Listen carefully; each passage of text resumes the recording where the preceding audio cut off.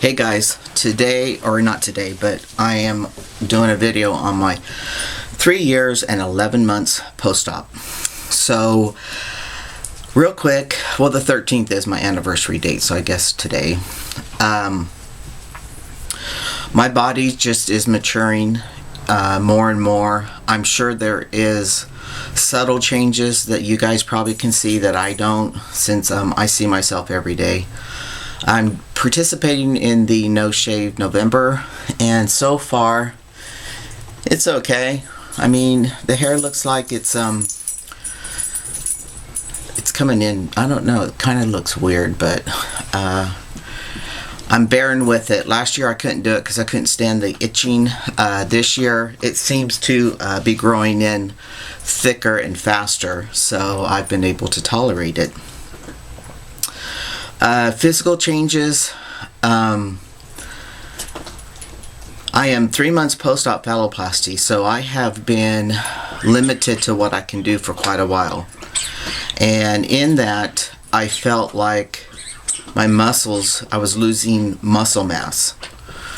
And it wasn't until I think I started last week, started painting again, and I did some shoveling of dirt out at my horses. And in that short time, my wife is surprised because when I itch my head, my bicep, she goes, "I can't believe how you just do a little and you pump up." Now, as a female body person, I could do that too. What's the difference is that my muscles are bigger. The other day, I did 50 push-ups off of the sink, bathroom sink, and I couldn't believe how my chest, my pectoralis muscles popped up. So as far as muscles, I can't wait. I've been released to go full activity again and ride my horse, so I'm trying to knock out by prioritizing my projects, and finishing the patio is number one. So until then, I will continue to do push-ups off of the bathroom sink, and if I feel up to it, do some strength training exercises here at home.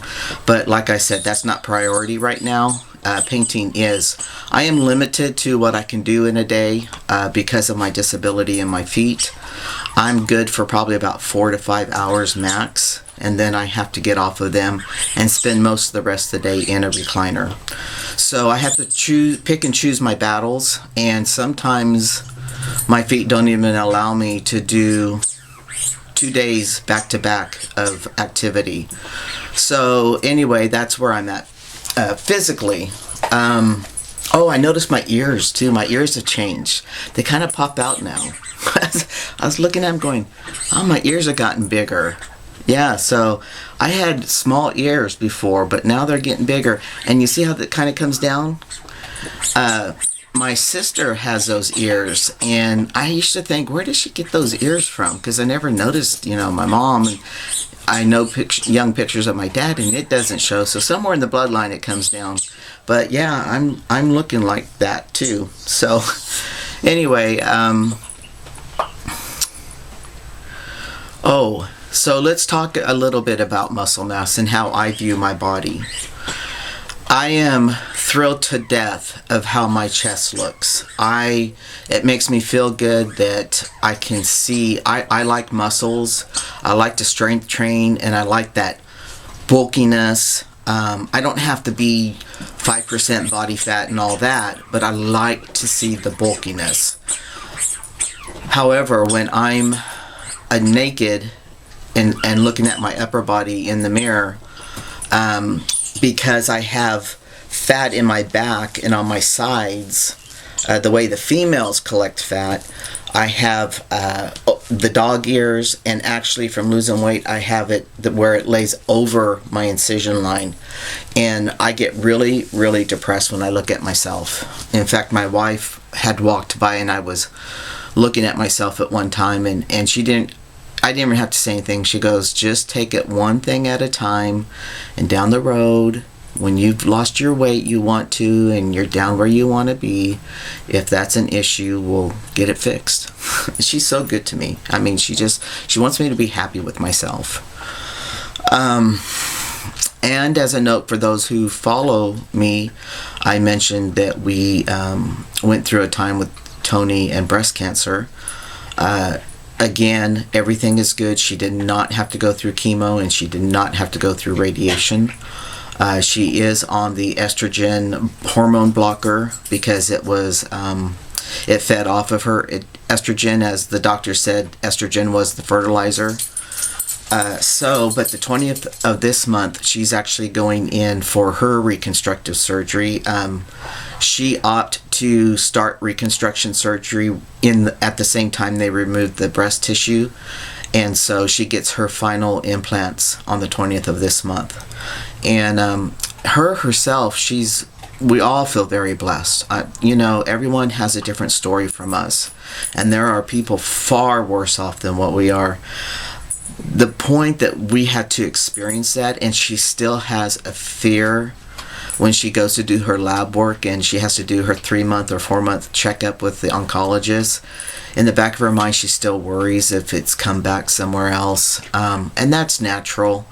But overall, we are blessed that she came through that. She didn't have to have any additional treatment, and that the implants will be her final surgery unless she decides to do nipple grafts or something like that. So I just wanted to throw that in there, let you guys know she's doing okay and she's good.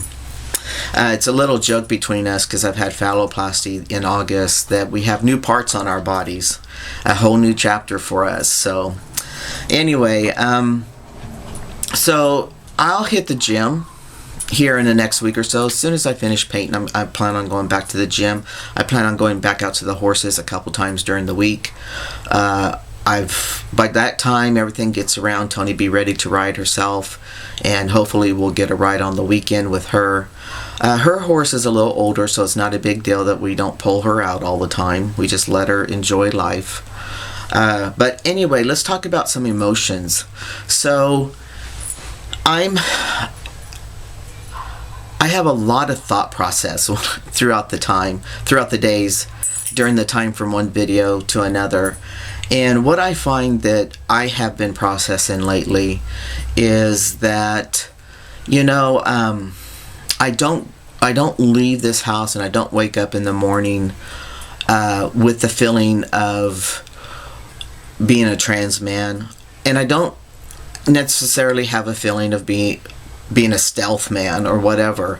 I'm just me. And so when I go out into the public, I find myself, just looking at people, observing people. And there's sometimes I think if they only knew. And then there's sometimes I think how privileged and blessed I am that I've had this opportunity to be myself and be seen for me, for who I am, all the way around, physically, emotionally, mentally, whatever. And I know there is a lot more unfortunate people that haven't gotten to that, even to the hormone point. They're just now waking up and realizing there's a label for how they feel, possibly looking up therapists.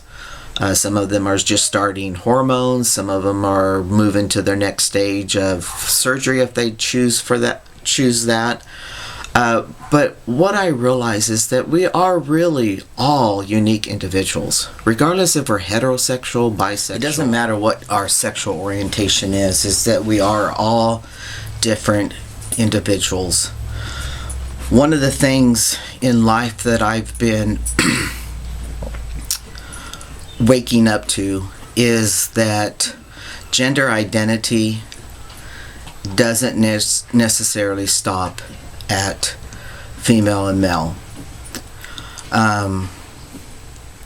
In my support group,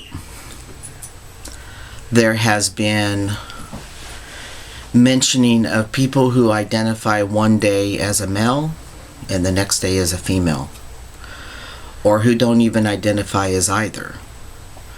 Now, it's taken me a long time to wrap my head around that. My first response was, well, that just doesn't make sense to me. You're either female or male. And it hasn't been until recently that I've had to open my eyes up to another shade of gray. All my life, I had to battle that black and white attitude, male, female. Doesn't matter who you are inside, it's what you were born, basically. And in the same sense, that black and white attitude towards life on a religious standpoint, all that hindered me. It kept me locked in. And it wasn't until as I've talked about, being in the box and getting out of the box, what I'm learning now is that also means about gender identity and sexual orientation. It means when I first learned about bisexual, one of my justifications was, well, they have a choice. Being gay isn't. And I never thought I was gay. I knew that I was male and attracted to women. But I had to wrap my head around the bisexual realm of things, and finally understood that they fall in love with the person. It doesn't matter what sex they are. So that opened up basically going hand in hand with spirituality in my own view. And so I've had to really crumble I've talked about being out of the box spiritually, and what this has taken on for me in the trans world is that I've had to crumble the box, that I've had to realize it's not black and white in any aspect of life. There are many shades of gray about humans, whether it's sexual orientation, whether it's gender identity, whether it's culture, ethnics and ethics, morality. We walk all different walks. And unless a person is downright evil, serial killers, murderers, people who can behead people, things like that, something down the road triggered them into that life. Again, I don't want to go into all that, but basically what I'm saying overall is that as much as I wanted to be accepted, as much as I wanted people to understand me and where I came from and who I am, I also have to do that because I did come from a mentality of black and white. And so I've really had to try to wrap my head, and I still don't understand how people can wake up one day be male and the next day be female. And I don't think they're talking in a physical sense of things, just in a identity sense of things. But, I keep going back to how my grandparents probably felt when my mom and dad were teenagers and how things were changing for them. I remember where I live here, we had 100,000 people, and it was pretty much farmers and old Western mentality, country mentality. You go to church on Sundays, and if you don't go to church, you're sinners. It was just pretty much, I grew up in a black and white world. And so at 53, almost 54, I am learning that even though spiritual wise you're out of the box, you have to be out of the box human wise when you look at other humans.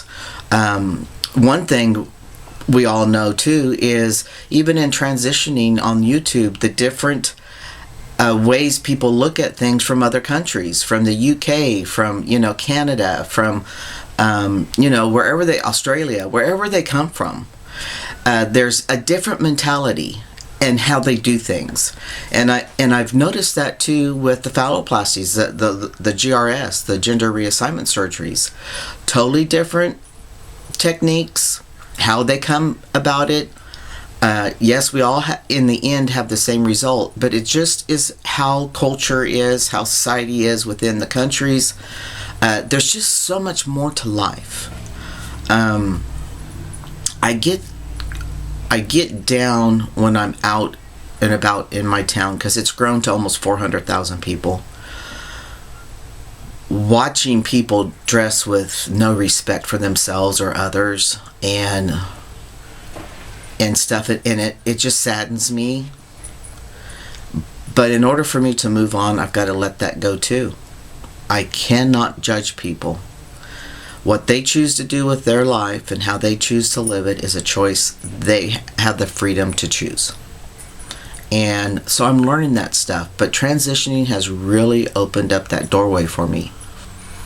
My sexual orientation forced me to take down those walls spiritually, religiously.